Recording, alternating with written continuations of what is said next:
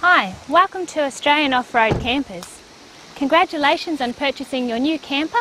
I'd now like to show you the different features, and as we go along you'll see why these campers truly are ahead of the rest. I'd now like to show you how to unhitch the camper, but first we need to get the body level. If you can, pick a level sight to begin with, and it's a good idea to use one of these, a spirit level, just to check. Now in this situation here, we need to chock this lower wheel. So use a piece of timber, place it below the wheel there and drive backwards. Use the level again and check it. Now that your camper is level, you're ready to remove it from the vehicle. First of all, put the handbrake on, undo the jockey wheel, wind it up until the hitch floats in the housing. Taking this pressure off will make it easier to unhitch it. Now take the pin out, pull back the lever and push down and pull up. Push the camper to one side.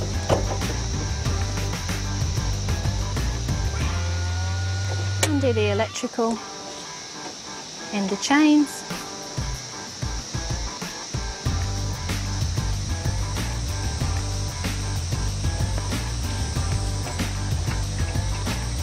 And last of all, replace the pin into the hitch.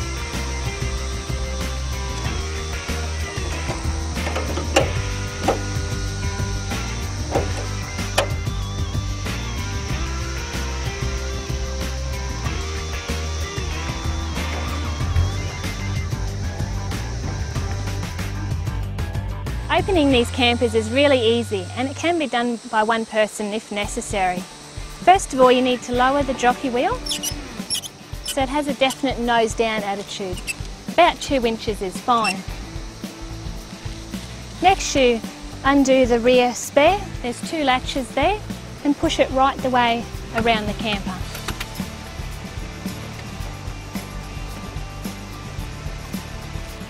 Now these campers have an excellent body seal on them, keeps out the dust. And because of this seal, open the kitchen slightly, just to let the air out. Now undo the 4 body latches on the camper.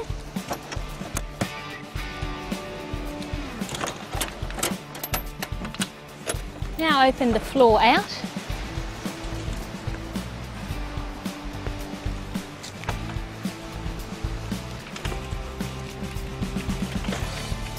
It's got gas struts on it, which makes it a lot easier too.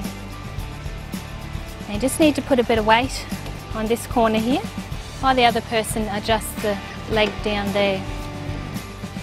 Leave about a finger's width of gap between the ground and the leg, and also this leg here. Keep holding weight on this section here. You want this canvas to be nice and taut, while the other person winds the jockey wheel. And what you're looking for is to get this floor nice and level, and that the legs are on the ground as well. Make sure that you do up all the bungee cords around the camper.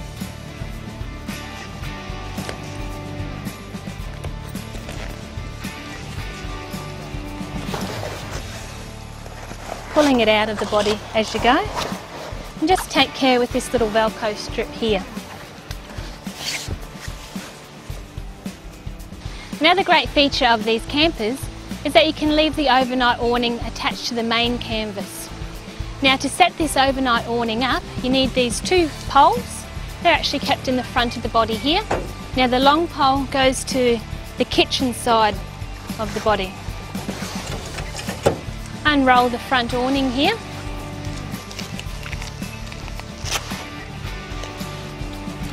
Attach the eyelets onto the poles. And as you do this, just twist the pole back round, and then the wind can't blow the canvas off. The next step is to piece the two overnight awnings together. Now this has a Velcro plus a zip system on it. Put those together nice and neat and just smooth the Velcro over as you go.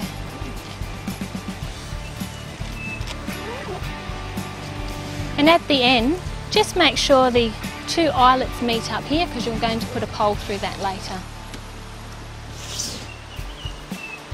Now you need the 3 square poles, which are kept in the pole carrier at the front there.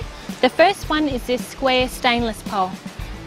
That goes into the front of the body here.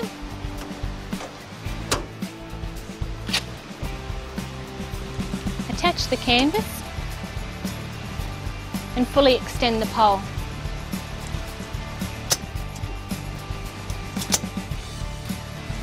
The next one is the pole with the U-hook on it, as you can see.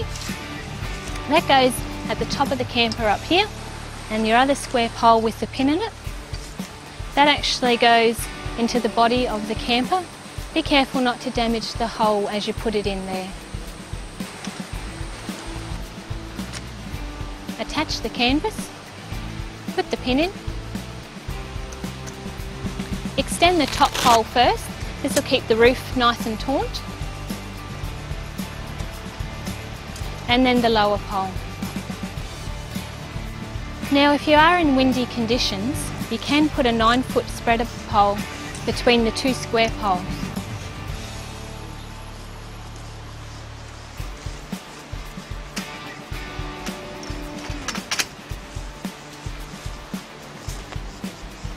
And just tension it up. Now this overnight awning will withstand about 20 knots wind. Any greater wind, you'll need to attach 2 ropes and pegs just to give it a bit more strength. Now the kitchen.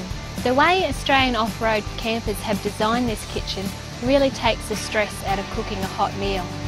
To open it, turn the handle to the right, slide the drawer out. It'll come to a first stop, lift it up about 1 inch and pull it over, and you'll see that's locked into position now. If you go a bit further by accident, you'll come to a second stop. This is the safety stop. You need to go back to the first stop. So lift it up, push it back and come back to your first stop. Lift it up and it's now in position. Undo the bungee cord, slide the shelf forward until the 2 pins lock in. Now to do your shelf, you'll need the shelf bracket. Notice it's got a keyhole cut out here. That goes onto the body here. Once that's into position, you need your side shelf. Undo the bungee cord. And you'll notice here that there's a locating pin that needs to come in contact with the rail of the kitchen here to lock into position.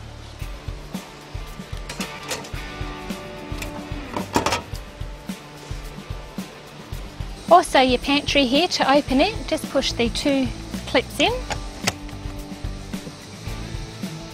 Got nice storage space in there.